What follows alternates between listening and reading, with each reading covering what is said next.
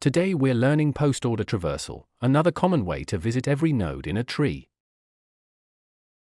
Post-order is easy to remember because it goes left, then right, then root. A traversal is just a way of walking through a tree. When I say visit a node, I mean we record its value. In post-order, we traverse the left subtree, then the right subtree, and only then visit the root.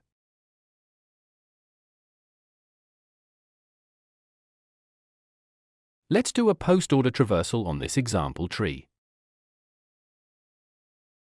Remember, left, right, root. We start at A, but we go left first, so we move to B. From B, we go left to D. From D, we go left to G. G has no children, so we can visit G.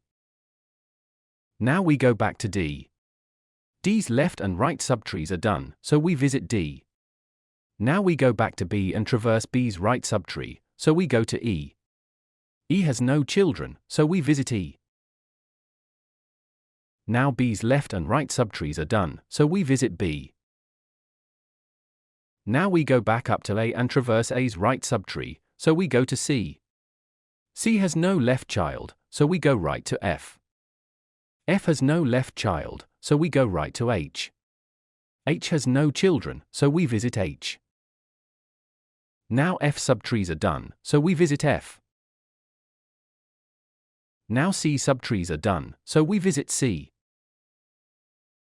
Finally, A's left and right subtrees are done, so we visit A. So the post-order traversal is G, D, E, B, H, F, C, A. A useful way to think about post-order is you always visit children before the parent. That can be useful for things like deleting a tree, where you want to remove children before removing the node above them.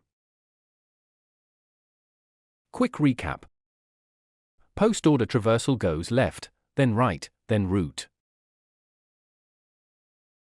Thank you for watching this video about post-order tree traversal. I hope it helped you. If it did, please like and subscribe.